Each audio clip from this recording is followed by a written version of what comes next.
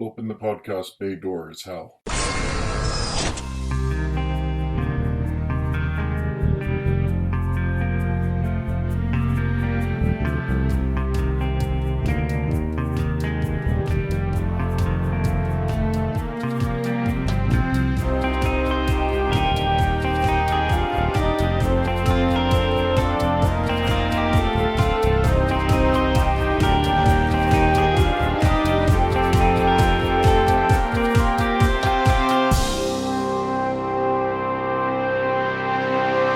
Hello everyone, and welcome to episode 7 of Welcome to Geektown. I'm your host, Kurt Onstead. I've been a proud geek all my life, being into role-playing games, board games, sci-fi, fantasy, and especially superheroes and comics. And I want to help others join me in those pursuits.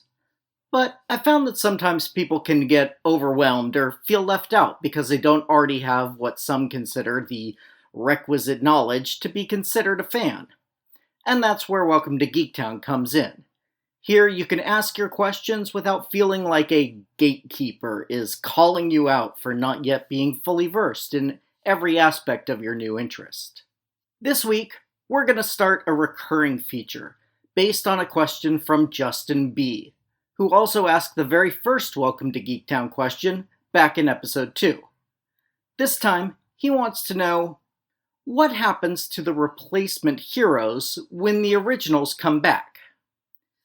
The answer to that question varies so much from character to character that I thought it'd be good to break that out. So, every once in a while, I'll pick out one of the superheroes that has been replaced at least once throughout the years, and tell you about the character or characters that have taken on their mantle, and what happened to them after their time taking that hero's place. By the time the next episode of the podcast is released, July 4th will have come and gone, so in this inaugural episode of The Replacements, let's celebrate the country's birthday a little early and look at the people who have taken up the mantle from Steve Rogers, aka Captain America. Strap in, this is going to be longer than average. The first replacement we'll look at is actually more of a retcon than a replacement. You're probably aware of Captain America's tale of being frozen near the end of World War II and waking up in the modern world. However, originally, Captain America's book kept being published after World War II was over and was even briefly revived in the mid-50s. Instead of fighting Nazis, the 1950s Cap fought communists, including a communist Red Skull. When Stan Lee decided to bring Captain America back in 1964, he ignored these stories and created the Frozen in Ice tale we all know today. Writer Steve Englehart, in a 1972 storyline, explained these stories as taking place, but with a then unnamed man as having taken Steve Rogers' name and abilities in order to battle the Red Threat. Unfortunately, the process to replicate Captain America's abilities was flawed, and he and his Bucky both became paranoid and violently psychotic. The government of the 1950s placed them into suspended animation, and they were later revived by an unknown individual to fight against the original Captain America. After their defeat, the 50s Cap was placed back into suspended animation. There are enough Buckies out there that they'll get their own episode one day, so you can find out what happened to him another time. This Cap was brought back in 1979, having been brainwashed by Captain America villain Dr. Faustus into becoming the leader of a neo-Nazi group called the National Force. He was once again defeated and placed back into suspended animation. At this point, he's probably spent more time frozen than thawed out, and was brought back again by Dr. Faustus, working with the Red Skull, to take out the current Captain America, Bucky Barnes. We'll get to him in just a little while. It's during this storyline that we finally find out the 1950s Cap's birth name, which is William Burnside. He escapes from his captors and roams the country, trying to figure out where he belongs. However, the insanity that caused him to be put on ice in the 1950s is still around, and he ends up fighting the original Cap and being hit by a semi-truck in the ensuing melee. Things end on a hopeful note, as Captain America arranges for Burnside to be taken to a facility to help repair his damaged mind under a new identity. William Burnside is proclaimed dead to the public and is given a funeral with full military honors. Hopefully, we won't see him take another villainous turn down the road. There are two other men who stepped into Steve's shoes before he was found and revived by the Avengers. William Naslund was originally known as the Spirit of 76 and was a member of the World War II era group known as the Crusaders. He was the first to take Cap's place. Unfortunately, he was killed in action in 1946. His replacement was Jeffrey Mace, previously known as the Patriot. Watchers of the TV show Agents of S.H.I.E.L.D. may recognize Jeffrey Mace as the man who takes over as director of S.H.I.E.L.D. in Season 3 of the show. Interestingly, the Patriot was an actual published hero in the 1940s, whereas the Spirit of 76 was created in 1977. Similar to the William Burnside Cap, both of these characters were revealed to have been Captain America long after the fact, in a retcon to explain the Captain America adventures that took place in the mid to late 1940s. This took place in a single issue of What If?, Marvel's book about alternate universes, in a section that was declared to take place in the mainstream Marvel continuity. Yeah, it's complicated. Of all the replacement Caps, Jeffrey had the most mundane ending, but what most would probably consider the happiest. He got married and retired from the superhero life in 1949 and lived out the rest of his days, eventually dying of old age. Those are the retconned 40s and 50s era characters that have taken up the shield. But those aren't the only replacements. We'll talk about the more modern men to be called Captain America right after this. We are the When It Was Cool podcast from whenitwascool.com. We are retro pop culture discussing classic rock, comics, retro movies, retro TV, toys, nostalgia, and much more. The When It Was Cool podcast is a fun, retro, nostalgic trip through your favorite music, movies, TV shows, toys, and pop culture from the 1970s, 80s, and 90s. When It Was Cool podcast from whenitwascool.com. Since being awoken from his frozen slumber, Steve Rogers has given up the Captain America identity a few times, sometimes voluntarily, sometimes not. The first time he did so was in Captain America number 180, published in 1974. Released just after the Watergate scandal had ended with Nixon's resignation, Marvel infamously had a story where the head of a secret terrorist organization known as the Secret Empire was heavily implied to be none other than President Nixon himself. Losing faith in the government, Steve gave up the Captain America identity, putting on a new costume and calling himself Nomad, Man Without a Country. This only lasted a few issues, but in that time, 3 different men found themselves in the Captain America costume. Bob Russo, Scar Turpin, and Roscoe Simons. All 3 were either injured, or in Roscoe's case, killed while in costume, and have rarely, if ever, been referenced since. In the 1980s, the U.S. agency known as the Commission for Superhuman Activities, through the machinations of the Red Skull, stripped Steve of the Captain America title, giving it to John Walker, who had previously been calling himself Super Patriot, in Captain America number 333. Similar to recent events in Marvel's line, the Big 3 of the Avengers were all temporarily replaced around this time, with James Rhodes as Iron Man, Beta Ray Bill taking the place of Thor, and, as previously mentioned, John Walker as Cap.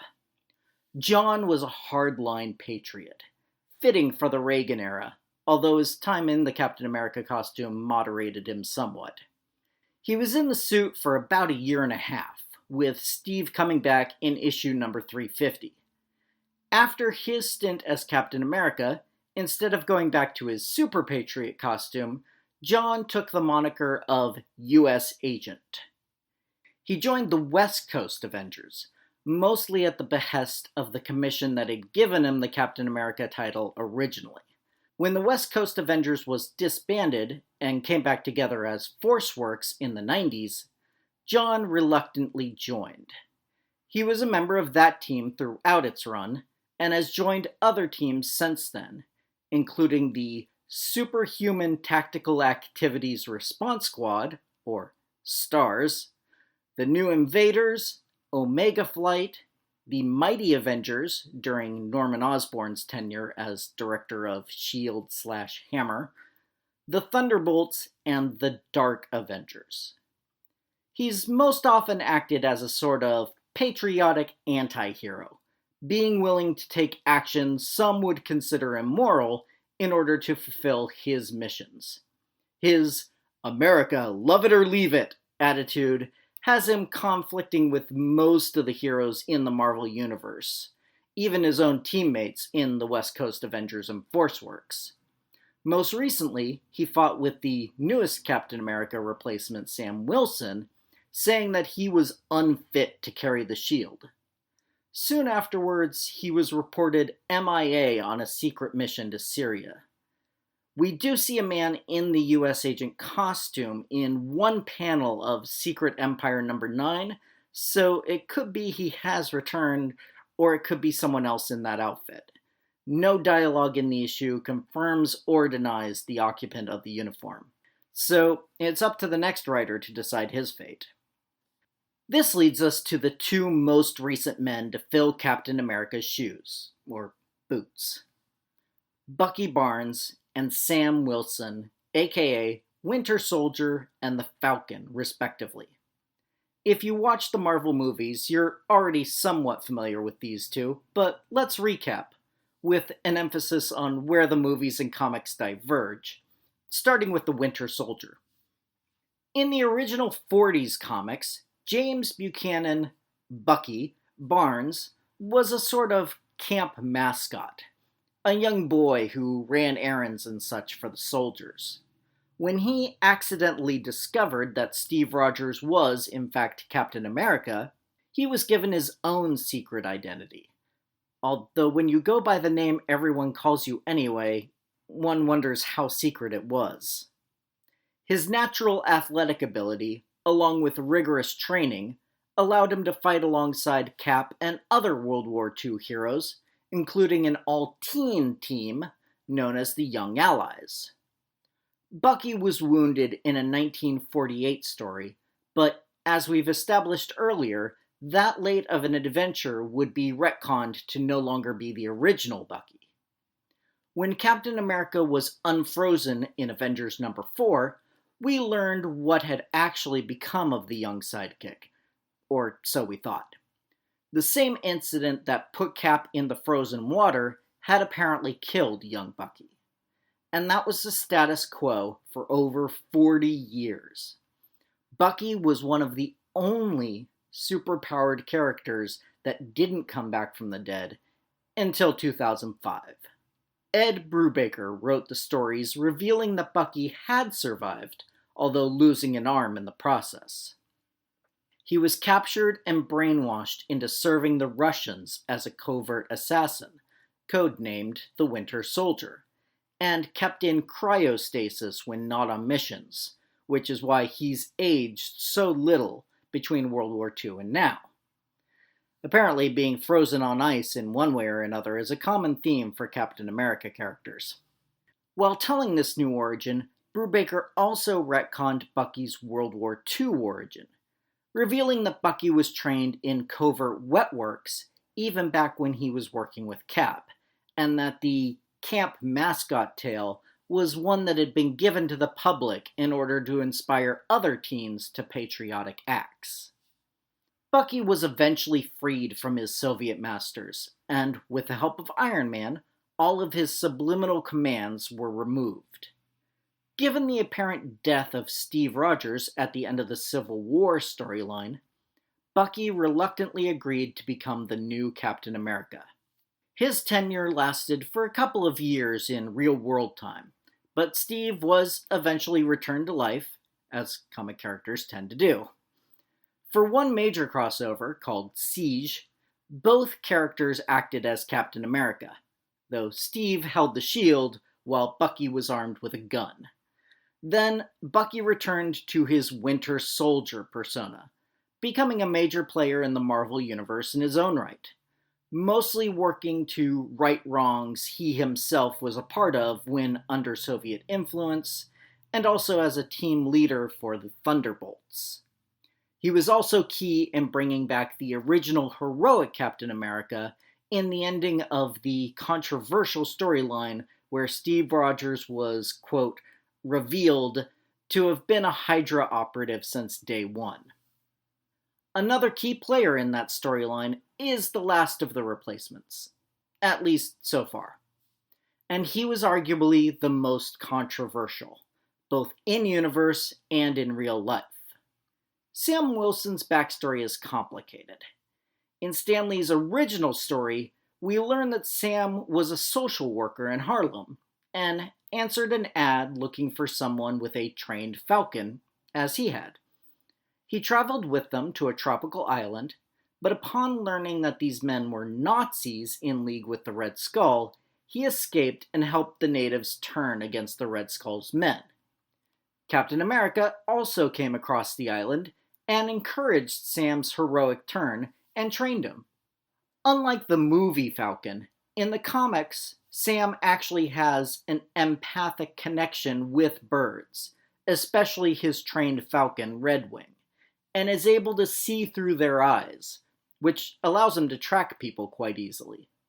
In both universes, however, his power of flight is mechanical. For most of the 70s, Falcon, as Sam was now called, was Cap's partner, even sharing the book's title for a few years.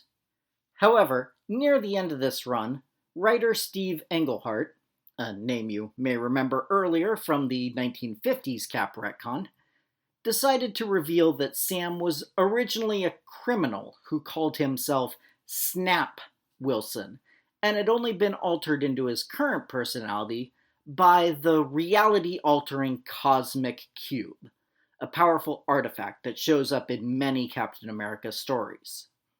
That retcon itself has since been retconned away as a manipulation of the Red Skull, intending to use racist tropes to discredit Sam. When the super soldier serum started breaking down in Steve Rogers' body, Sam was handpicked by Steve to become his successor.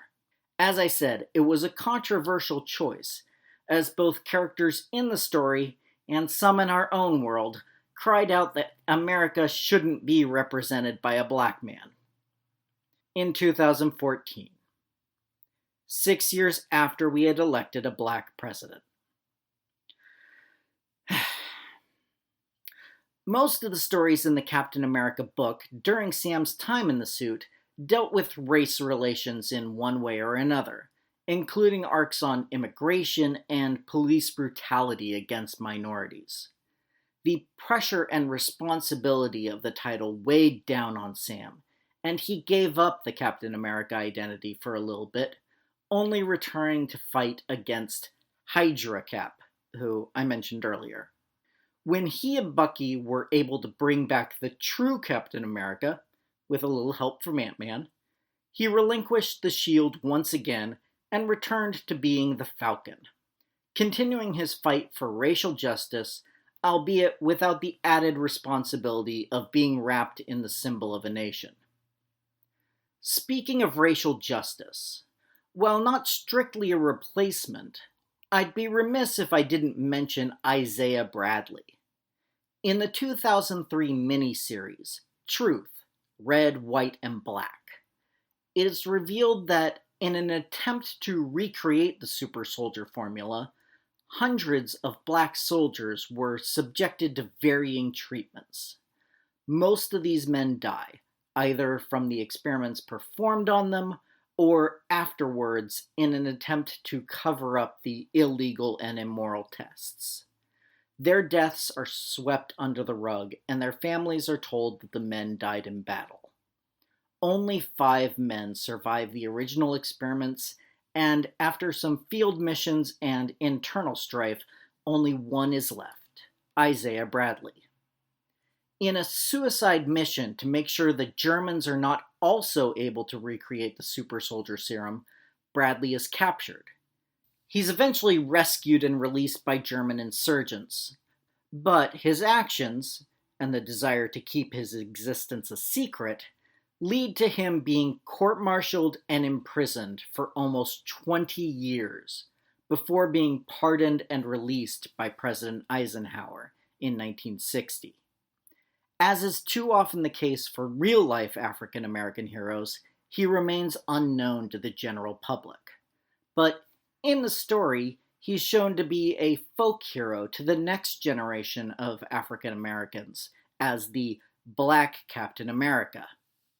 Unfortunately, the combination of the flawed version of the super soldier serum and a case of Alzheimer's leaves Isaiah in a childlike state by the time Steve Rogers learns of his existence and meets him. The story of Isaiah Bradley was purposefully made an analogy of the Tuskegee syphilis study, where black men were purposefully and unknowingly left untreated for the disease, even years after a safe and effective treatment was established, only in order to study the long-term health effects. However, to end on at least something of an upbeat note, Isaiah's grandson, Elijah, was one of the founding members of the Young Avengers, and its leader, even after revealing he had no actual powers of his own. When in costume, he goes by the name Patriot, making him a legacy hero twice over. So when you include Steve Rogers and Isaiah Bradley, that's 11 different Captain Americas. I don't think any other character we're going to cover is going to have that many iterations, unless I tackle Green Lantern and include the entire Corps and not just the ones from Earth. But that would not be just a separate episode, but its own entire podcast, so we're not doing that. But if there are other characters you want to hear more about, or have more general questions you'd like to ask, please send me an email at welcometogeektown@gmail.com. You can also leave a comment directly on the show notes at www.welcome2geektown.com. While you're there, be sure to check the Amazon links to some of the stories we've discussed. Other contact options include facebook.com/welcometogeektown or Twitter @geektownpodcast. In the meantime, don't forget to subscribe and give me a 5-star review over on iTunes to join the Geektown City Council to help other people find the show so we can all tell them, "Welcome to Geektown, population us." Welcome to Geektown is written, narrated, edited, and produced by me, Kurt Onstead. Theme music is by Aaron Levitz, logo art by Archie Santana. All other sound clips are the copyrighted material of their respective owners, and no infringement is intended, falling under fair use.